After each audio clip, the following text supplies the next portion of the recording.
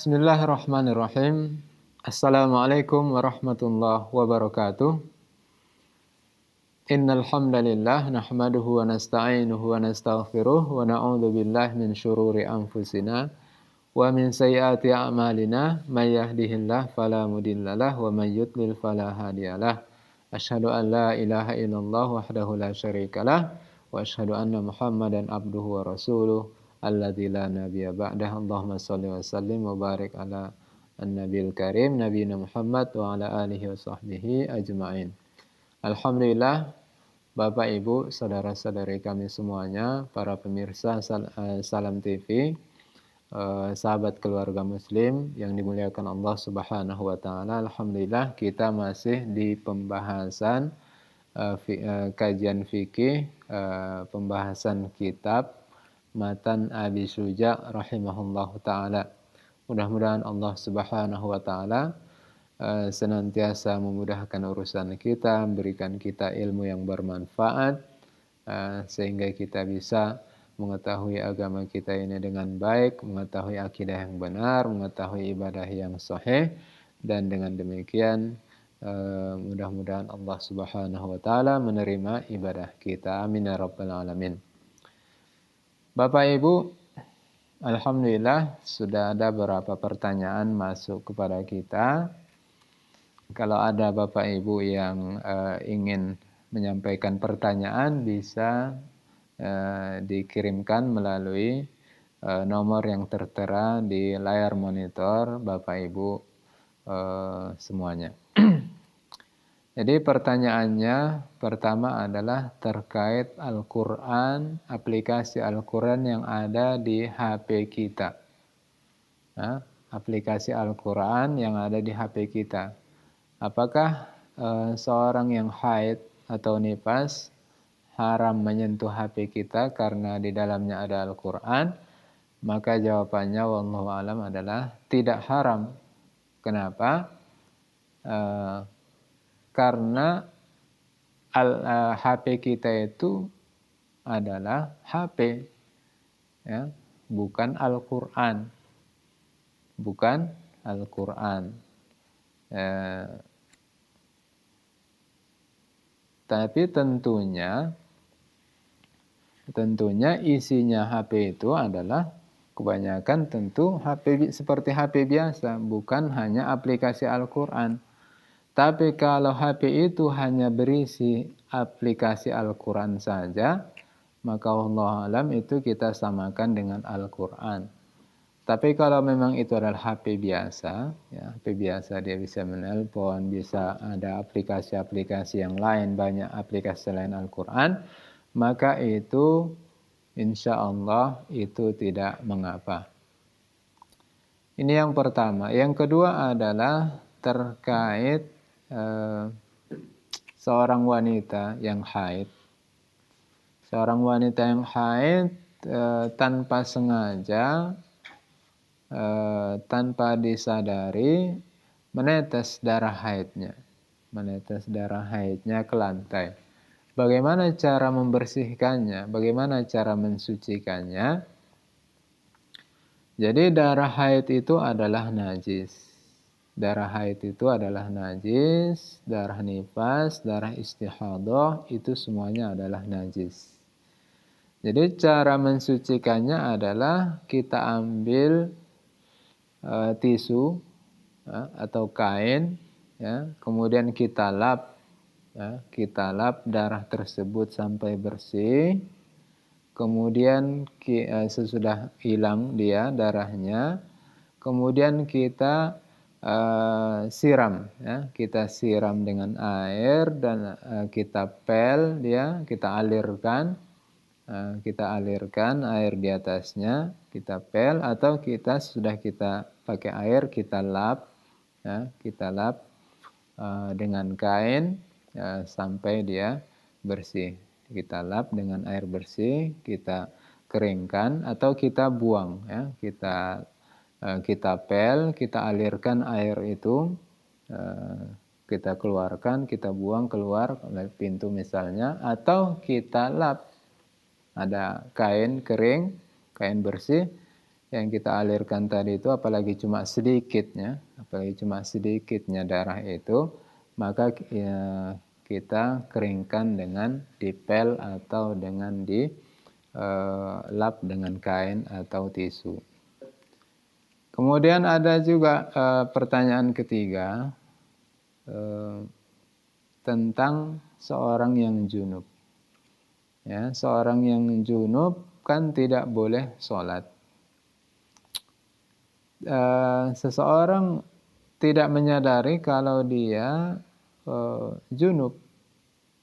Seorang laki-laki misalnya sholat subuh, dia sholat, sementara dia junub. Sesudah siap sholat, dia baru menyadari dan waktunya sudah habis. Sholat subuh waktunya habis, sudah jam 6 misalnya kita katakan atau setengah 7. Dia pastikan itu memang adalah bekas mani, ya. Seorang yang laki-laki keluar darinya tanpa dia sadari karena mimpi misalnya. Bagaimana dia lakukan? Maka dia harus mengulangi sholatnya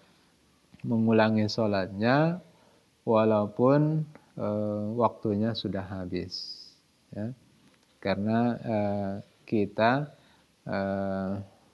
menyamakannya dengan seorang yang ketiduran, ya. Seorang yang ketiduran sampai waktu sholat subuh habis, maka waktu sholat dia adalah saat dia tersadar, saat dia terbangun, walaupun waktu sholat sudah habis. Dan itu tidak masalah karena tidak disengaja. Yang masalah adalah kalau dia menyadari masih ada waktu tapi dia santai-santai, tidak dia kerjakan sampai habis waktunya, maka itu yang bermasalah. Wallahu a'lam bishawab. Pada kesempatan yang lalu kita sudah memulai sedikit pembahasan tentang Kitabus Shalah.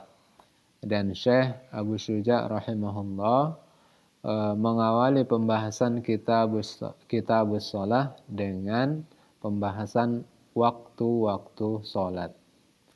Di awal beliau menjelaskan tentang waktu sholat zuhur.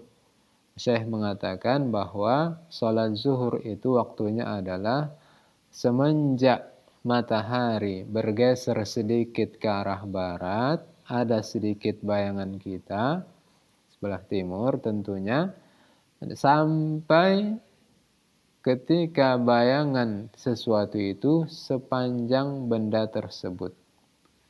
Ya, kalau kita misalnya tinggi kita 160 cm, kemudian bayangan kita juga kira-kira 160, maka saat itulah berakhir waktu sholat zuhur. Begitu bertambah panjang bayangan itu melebihi panjang benda tertentu, ya, bayangannya sudah melebihi tingginya, maka saat itulah mulai waktu sholat asar. Dan waktu sholat asar ini dijelaskan oleh ulama ada 5 tingkatan. Ya. Sholat asar itu ada 5 tingkatan. Yang pertama adalah waktu fadilah, waktu yang paling utama. Waktu yang paling utama itulah di awal-awal waktu. Kira-kira 15 menit pertama atau 20 menit pertama itu adalah awal-awal waktu sholat asar, dan itu adalah waktu yang paling utama melaksanakan sholat asar, waktu fadilah. Sesudah itu mungkin kira-kira 20 menit kedua, sesudah 20 menit dari awal waktu sholat asar kurang lebih, itu adalah waktu ikhtiar, ya, waktu utama juga, tapi dia kelas 2. Ya, wa akhiruhu fil ikhtiar ila dhillil mislain. Jadi kira-kira dari 20 menit, ya, semenjak dimulai sholat asar itu sampai kira-kira panjang, ya, bayangan sesuatu itu dua kali panjang benda tersebut, benda tertentu. Kalau kita tingginya 160 cm, kemudian bayangan kita kira-kira 220 cm, ya, maka itulah batas waktu ikhtiar, ya. Waktu ikhtiar ini adalah waktu yang boleh dilakukan dan waktu yang kelas 2. Bagus juga, tapi tidak kelas pertama, tidak kita katakan itu waktu yang paling utama. Tapi itu masih bagus dilakukan, ya. Kemudian waktu yang ketiga adalah waktu jawas, waktu boleh. Ini kira-kira tingkat ketiga, waktu jawas boleh dilakukan dan tidak makruh. Itu semenjak bayangan kita dua kali panjang kita, ya, sampai isfiraris syams, sampai matahari itu sudah mulai menguning, ya. Matahari itu sudah ke ufuk barat, dia sudah mulai siap-siap mau terbenam, mulai menguning. Kalau di daerah kita, daerah Medan sekitarnya itu kira-kira mungkin jam 6 kurang, ya, jam 6 kurang atau setengah 6 lewat. Sudah mulai menguning matahari. Jadi sebelum itu berarti itu boleh dilakukan dan tidak makruh. Dan waktu yang keempat itu adalah waktu jawas ma'al karohah. Dia boleh dilakukan tapi makruh, dibenci, tidak disukai. Kapan itu? Saat mulai menguning matahari, kira-kira sudah jam 6 kurang 15, ya, menjelang terbenam matahari. Sampai kapan? Sampai mulai terbenam matahari. Sampai mulai terbenam matahari di ufuk barat. Itu makruh dilakukan sholat asar walaupun boleh. Kemudian waktu yang haram adalah waktu ketika matahari itu mulai terbenam. Matahari mulai terbenam sampai waktunya tidak cukup untuk melakukan sholat. Jadi kalau sholat maghrib, terbenamnya matahari sempurna itu kira-kira kita jam 6 lewat 20 misalnya, itu mulai tiba waktu maghrib, sudah terbenam sempurna matahari, maka misalnya kita melakukan sholat jam 6.15, ya. Jadi sholatnya tidak cukup waktunya atau buru-buru, maka itu adalah waktu yang haram. Itu waktu sholat asar, jadi ada 5 waktunya, maka hendaknya kita mencari waktu yang terbaik, yaitu di awal waktu. Yang ketiga adalah sholat maghrib. Ya, kenapa disebut dengan sholat maghrib? Maghrib itu berasal dari bahasa Arab yang artinya adalah waktu terbenamnya matahari. Jadi kapan waktu sholat maghrib? Syekh mengatakan waktuha wahid wa huwa ghurubus syams. Waktu sholat maghrib ini satu saja, berbeda dengan waktu sholat asar tadi. Kapan itu? Yaitu ketika sudah sempurna terbenamnya matahari. Sudah sempurna terbenam matahari, saat itulah kita mulai boleh sholat maghrib. Wa bimiqdar ma yu'adzin wa yatawadda wa yasturul aurah wa yuqimus shalah wa yusalli 5 rakaat. Jadi Syekh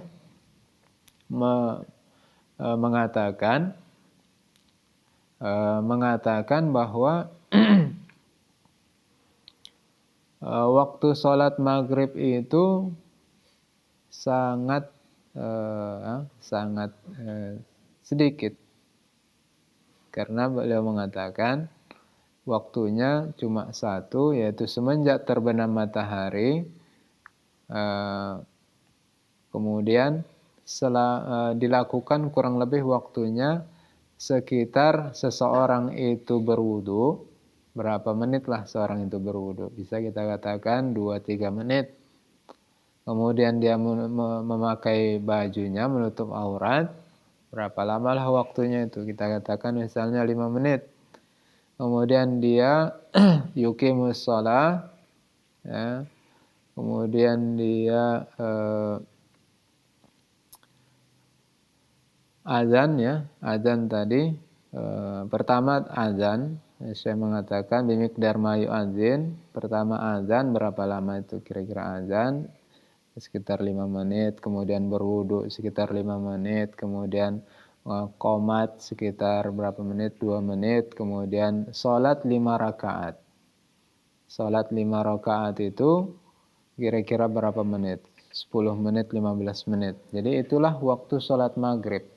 Jadi antara kira-kira 25 sampai 30 menit saja, itu menurut Syekh. Dan itu menurut pendapat qaul jadid Imam Syafi'i. Baik Bapak Ibu, insya Allah akan kita lanjutkan sesudah pesan-pesan berikut ini.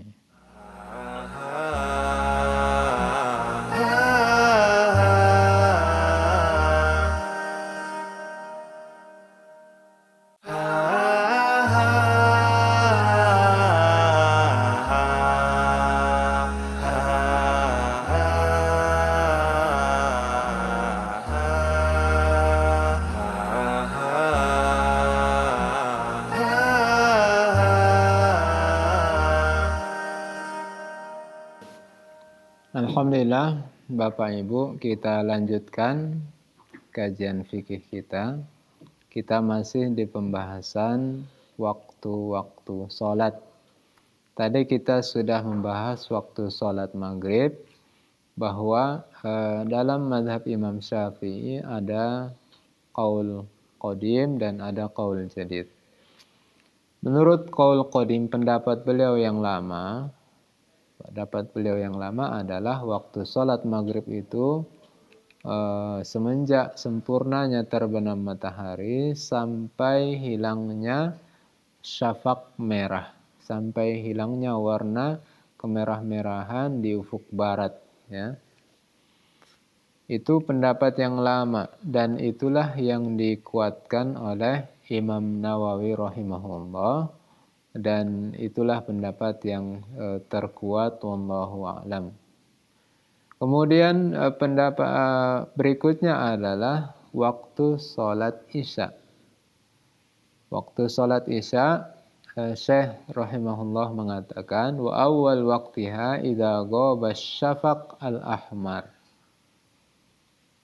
Waktu sholat isya dimulai dengan hilangnya syafaq ahmar, hilangnya cahaya kemerah-merahan di ufuk barat, ya.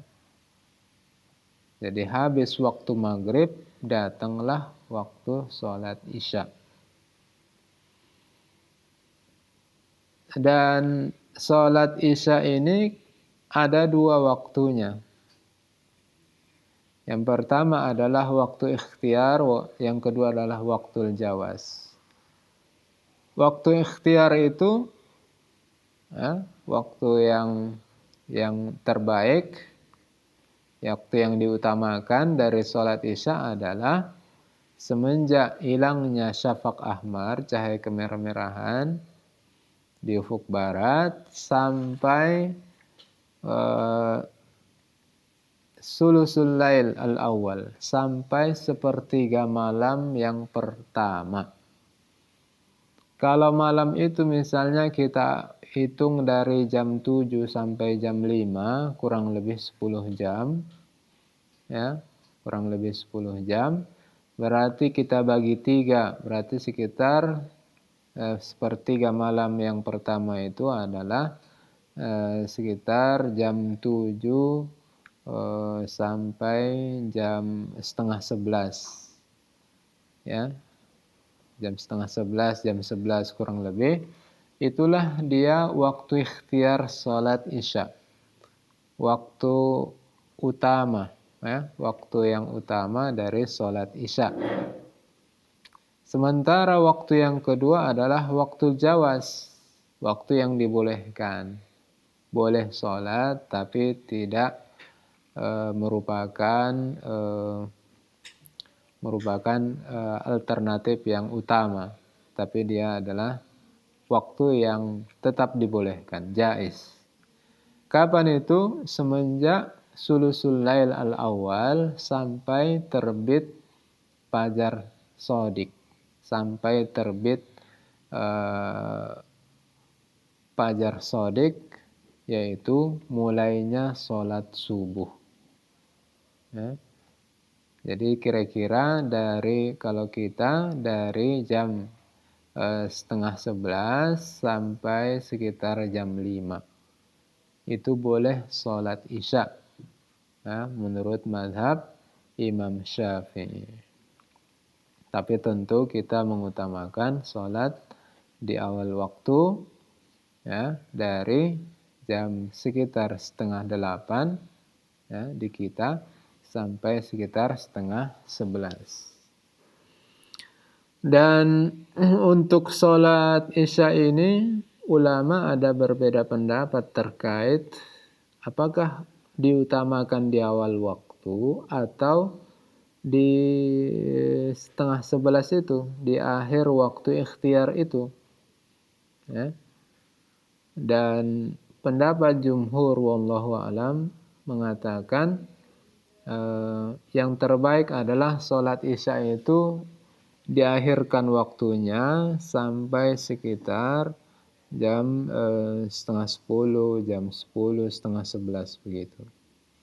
Ya, sebagaimana dalam sebuah hadis Rasulullah mengatakan, kalau tidak memberatkan umatku, sungguh aku sudah mewajibkan, ya, sudah memerintahkan sholat isya itu dilakukan pada saat ini, kata beliau, yaitu ketika beliau sholat isya dan diakhirkan waktunya sampai jemaah yang menunggu beliau sholat isya berjamaah di Masjid Nabawi sampai ketiduran.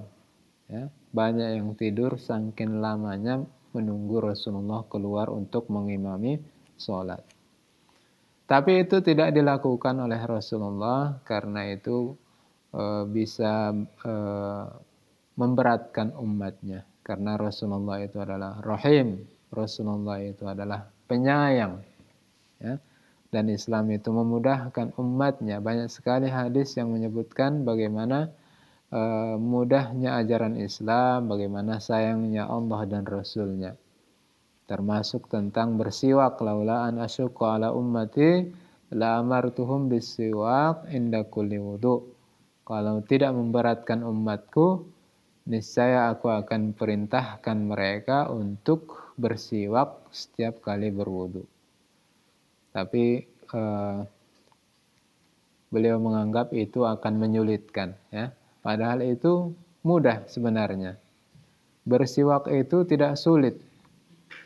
Ya, kalau di kita anggaplah harga siwak itu 5.000, 10.000. Jadi tidak sulit. Tapi karena Rasulullah itu adalah orangnya lembut, orangnya santun, penyayang, maka walaupun itu tidak berat, tapi itu beliau tidak perintahkan, tidak wajibkan. Taib, itu waktu sholat isya. Kemudian waktu sholat subuh, dikatakan sholat subuh karena subuh itu berasal dari kata sobah. Sobah itu adalah pagi, awal siang. Jadi disebut dengan sholat subuh karena dilakukan di pagi hari, ya, di waktu sobah. Kapan waktu sholat subuh? Waktu sholat subuh itu adalah semenjak terbitnya fajar shadiq. Semenjak terbit fajar shadiq. Fajar shadiq itu adalah cahaya, ya, cahaya putih yang terbentang memanjang, ya, terbentang memanjang secara horizontal, dan makin lama makin siang, terus makin terang, Sebelum itu ada fajar kadzib, ya. Mungkin sekitar 10-15 menit sebelumnya itu ada fajar kadzib. Fajar kadzib ini dia garis vertikal. Tapi sesudah itu dia hilang, tenggelam. Itu bukan fajar sodik, itu bukan waktu sholat subuh. Waktu sholat subuh adalah semenjak nampak cahaya putih, ya, nampak cahaya putih horizontal dan makin lama makin terang, itulah dia fajar sodik, itulah awal mulai waktu sholat subuh. Wa akhir waktiha, ya, kapan dia waktu sholat subuh akhirnya? Di sini syarah, ya, yang mensyarahkan kitab ini Syekh Naif Al-Ghifari menjelaskan bahwa sholat subuh itu ada 5 waktunya, jadi dia mirip dengan sholat asar, ya. Yang pertama adalah waktu fadilah, waktu yang paling utama. Waktu yang paling utama itu kata beliau adalah awal waktu sholat subuh, sejak terbitnya fajar sodik. Dan hal itu yang dilakukan oleh Rasulullah SAW. Beliau sholat subuh itu senantiasa di awal waktu sholat subuh. Dalam sebuah hadis diriwayatkan oleh Imam Bukhari disebutkan kana yusolli subuh bigolas. Rasulullah itu sholat subuhnya itu bigolas, masih gelap, ya, masih gelap. Jadi cahaya masih gelap, belum terang, ya. Kalau kita itu kira-kira jam 5.20, 5.30 itu masih gelap, ya. Jadi itu adalah awal-awal waktu subuh. Awal-awal waktu subuh itu adalah waktu fadilah, waktu yang utama. Kemudian yang kedua adalah waktu ikhtiar. Waktu ikhtiar itu adalah waktu level 2, ya, waktu yang bagus juga. Kapan itu? Yaitu dari sekitar, kalau kita di Medan, ya, dari awal waktu sekitar 10-15 menit sesudah awal waktu sholat sampai isfirar, ya, sampai menguning, ya, sampai muncul di ufuk timur itu cahaya kekuning-kuningan, ya, mulai agak terang, ya. Itu adalah waktu yang utama. Waktu yang ketiga adalah waktul jawaz bila karoha. Boleh dan tidak makruh. Kapan itu? Yaitu sejak muncul cahaya agak terang, kekuning-kuningan di ufuk timur itu, sampai muncul cahaya kemerah-merahan, ya. Jadi lebih terang lagi. Jadi kalau udah sampai merah itu habis waktu jawaz. Sesudah itu datanglah waktu makruh.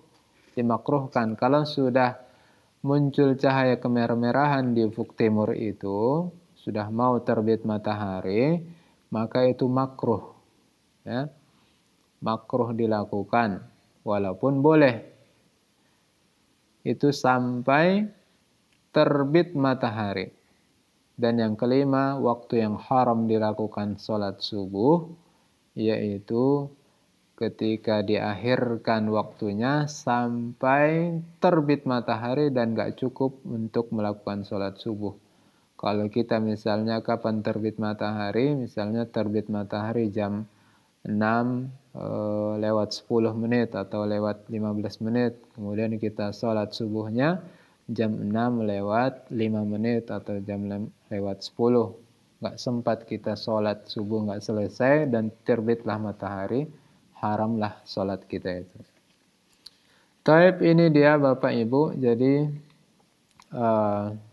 waktu-waktu sholat itu Syekh mengatakan sholat zuhur itu ada satu waktu ya, dari awal sejak tergelincir matahari agak condong ke barat sampai bayangan segala sesuatu itu sepanjang bayangan tersebut.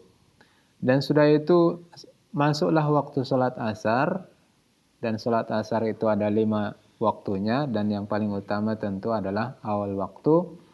Dan sholat asar itu sampai terbenam matahari. Terbenam matahari, sempurna terbenam, maka tibalah waktu maghrib sampai hilang syapak merah. Hilang syapak merah, maka datanglah waktu sholat isya. Sampai itu sholat isya itu ada 2 waktunya, ikhtiar dan jawaz, sampai terbit fajar shodiq. Fajar shodiq muncul, maka tibalah waktu sholat subuh sampai dengan terbitnya matahari. Demikian Bapak Ibu, ini waktu-waktu sholat. Jangan kemana-mana dahulu, insya Allah akan kita lanjutkan sesudah pesan-pesan berikut ini.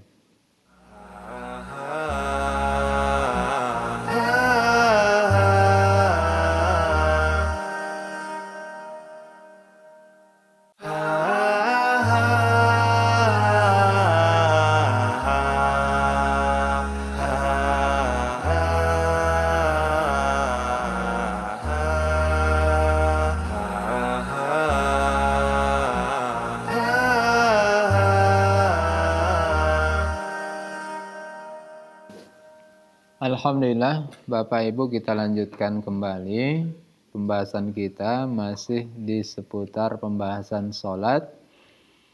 Alhamdulillah, kita sekarang membahas tentang syarat wajib sholat. Ya, kapan seseorang itu wajib hukumnya sholat? Ya, kapan seseorang itu mukallaf? Jadi syarat wajib sholat itu sama dengan syarat seorang itu disebut mukallaf.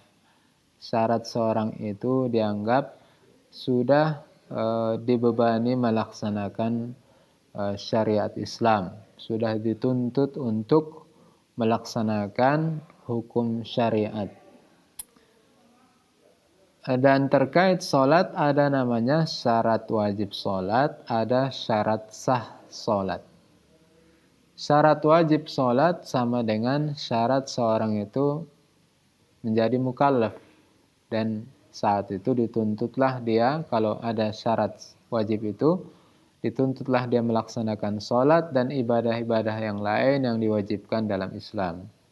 Sementara syarat sah sholat adalah seseorang yang sudah ada syarat wajibnya, namun kapan sholat dia bisa dianggap sah? Kapan seorang itu bisa dianggap sah? Dan kapan seorang itu tidak dianggap sah? Jadi syarat itu harus ada sebelum sholat. Ya, syarat sholat, syarat itu harus ada sebelum sholat. Dan kalau bahasa ilmiahnya, bahasa ta'rifnya adalah ma yalzam min adamihi al-adam wala yalzam min wujudihi wujud wala adam lidzatihi. Syarat itu secara pengertian secara istilah diartikan oleh ulama adalah ma yalzam, sesuatu yang harus, yang mesti. Karena dia tidak ada, maka hukumnya tidak ada. Yalzam min adamihi al-adam. Ya, kalau dia tidak ada, maka tidak ada. Tidak ada hukumnya. Contohnya, syarat wajib sholat. Pertama adalah Islam. Kalau tidak ada Islamnya, tidak Islam dia, maka tidak ada sholatnya. Tidak sah sholatnya. Ya. Tidak dituntut dia sholat. Begitu juga syarat syarat sah sholat seperti berwudu, ya, suci. Maka seorang yang tidak ada sucinya, maka tidak ada sholatnya. Wala yalzam min wujudihi wujud wala adam lidzatihi. Dan tidak mesti karena adanya syarat itu ada hukumnya. Tidak mesti karena seorang itu dia adalah bersuci, sudah suci, otomatis dia sudah sholat. Tidak mesti. La yalzam min wujudihi wujud wala adam lidzatihi. Dan juga tidak mesti karena ketiadaannya itu, karena adanya itu tidak dianggap sholat atau dianggap sholat. Ini secara pengertian syarat. Jadi intinya adalah syarat itu harus ada sebelum melakukan atau mendirikan sholat. Jadi syarat wajib sholat ini syarat seorang itu dianggap mukallaf, wajib. Ya, kapan seorang itu wajib mengemban syariat? Kapan seorang itu dituntut melaksanakan syariat seperti sholat dan ibadah-ibadah yang wajib lain. Tapi syarat wajib sholat itu ada 3. Ya, syarat seorang itu wajib melaksanakan sholat itu ada 3. Yang pertama adalah Islam. Maka orang kafir itu tidak wajib sholat. Tidak dituntut sholat. Hukum syariat tidak wajib bagi orang kafir. Tapi apakah dia tidak dituntut di akhirat? Orang kafir itu tetap dituntut dia sholat, ya, tetap harus dia pertanggungjawabkan nanti di akhirat kenapa dia tidak sholat, ya, walaupun di dunia dia tidak disuruh sholat karena dia tidak Islam, hukum syariat tidak berlaku sama dia. Maka dalam ayat Al-Quran bertanya penghuni surga kepada penghuni neraka. Ma salakakum fi saqar? Qalu lam nakum minal musallin wa lam nakun nut'imul miskin wa kunna nakhudhu ma'al khaidin wa kunna nukadzibu biyaumiddin. Apa yang menyebabkan kalian masuk neraka Saqar, wahai penghuni neraka Saqar? Maka mereka menjawab, kami dulu tidak sholat dan kami tidak memberi makan orang yatim, orang miskin, dan kami mendustakan hari akhirat. Ini menunjukkan ini adalah jawaban dari orang kafir, menunjukkan bahwa mereka juga tetap sebenarnya dituntut untuk sholat, tapi hukum Islam tidak ditaklifkan, tidak dibebankan kepada mereka karena mereka belum Islam. Tapi bukan berarti mereka nanti di akhirat aman-aman saja, tidak. Jadi ini yang pertama, seorang yang wajib sholat harus Islam. Tidak Islam tidak wajib sholat. Yang kedua adalah balik. Dia harus sudah balik. Yang belum balik tidak wajib sholat. Seorang laki-laki dianggap balik ketika sudah mimpi basah, muhtalim. Kalau dia belum muhtalim, maka lihat usianya. Usia laki-laki itu minimal 15 tahun itu sudah dianggap balik. Kalau sudah balik, dia wajib sholat. Dia Islam, dia balik, dia wajib sholat. Ya, dan begitu juga syariat-syariat Islam yang lain. Yang ketiga, syarat wajib sholat itu adalah berakal. Tapi sebelum itu terkait usia balik, terkait sholat, bukan berarti orang yang belum balik tidak disuruh sholat. Kalau kita katakan tadi balik itu minimal 15 tahun, ya. Orang yang sudah 15 tahun itu sudah wajib balik. Walaupun dia belum pernah mimpi basah. Dia sudah wajib balik. karena itu wajib sholat.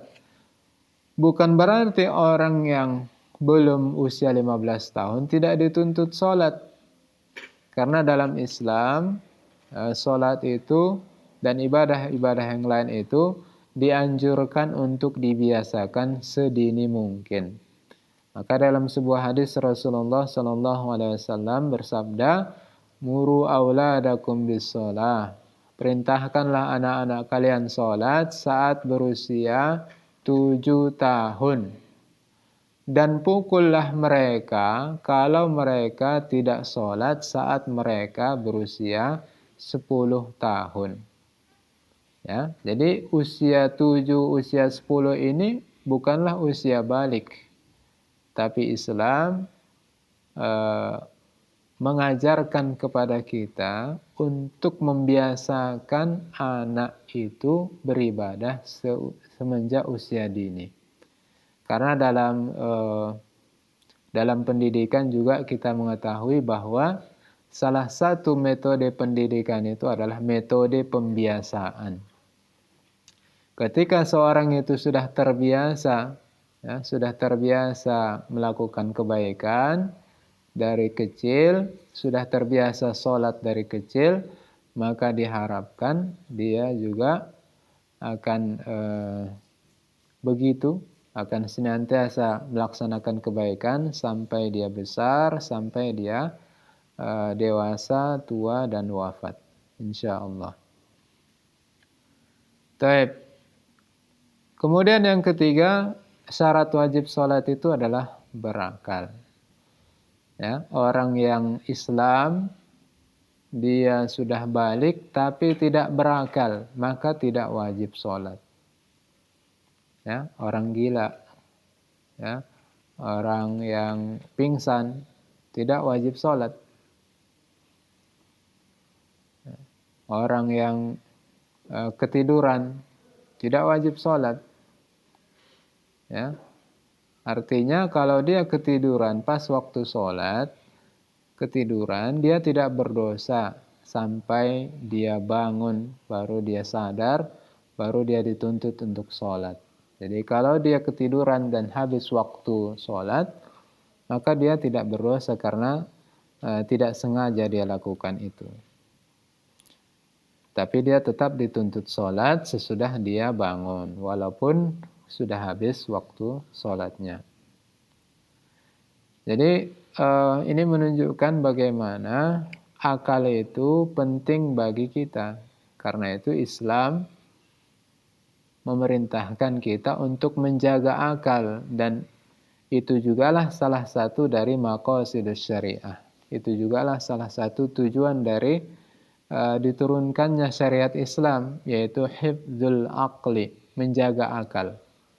Ya, sesudah menjaga agama, hifdzul nafs, menjaga jiwa, menjaga harta, menjaga kehormatan, dan menjaga akal. Karena itu diharamkan merusak akal, diharamkan minum-minuman keras, diharamkan semua hal-hal yang memabukkan. Ya, ketika seorang itu sudah tidak sehat akalnya, tidak sehat jiwanya, maka itu bisa memicu seseorang melakukan hal-hal kriminal, hal-hal yang tidak baik. Karena itu Islam memerintahkan kita untuk menjaga akal. Dan ketika akal itu bagus, maka akal itu cenderung mengajak manusia untuk melakukan hal-hal yang positif. Dalam sebuah hadis Rasulullah SAW menyebutkan, rufi'al qalam an salasah, anil majnun al maghlub ala aqli hatta yufiq, wa anin na'im hatta yastayqid, wa anis sabi hatta yahtalim. Rufi'al qalam, diangkat pena itu, artinya tidak diwajibkan, tidak ditaklif, tidak kena beban syariat. 3 jenis orang. Siapa mereka? Yang pertama adalah seorang yang gila. Ya, orang yang gila, orang yang hilang akalnya sampai dia sadar kembali. Jadi orang yang tidak sadar, orang yang hilang akalnya, maka mereka tidak kena beban syariah, tidak wajib sholat, kan? Dan beban-beban syariat yang lain. Kemudian orang yang tidur sampai dia bangun dan seorang anak kecil sampai dia balik. Jadi ini salah satu dalil yang menunjukkan tentang syarat wajib sholat ada 3. Pertama Islam, yang kedua adalah balik, yang ketiga adalah berakal. Baik Bapak Ibu, jadi kita sudahi tentang syarat wajib sholat. Kesimpulannya adalah bahwa seseorang itu tidak dituntut untuk sholat sampai dia ada 3 hal dalam dirinya. Yang pertama adalah Islam, yang kedua adalah balik, yang ketiga adalah berakal. Salah satu dari 3 ini tidak ada, maka tidak dituntut, tidak ada kewajiban baginya untuk sholat. Orang yang kafir tidak dituntut sholat sampai mereka masuk Islam. Ya, orang yang kafir walaupun dia tidak dituntut sholat, tapi kalau dia mati dalam keadaan kafir, bukan berarti nanti di akhirat dia akan selamat dari tuntutan. Ya, dia akan tetap harus mempertanggungjawabkan. Baik Bapak Ibu, mudah-mudahan ini bermanfaat bagi kita semuanya. Lebih dan kurang kami mohon maaf. Wassalamualaikum warahmatullahi wabarakatuh.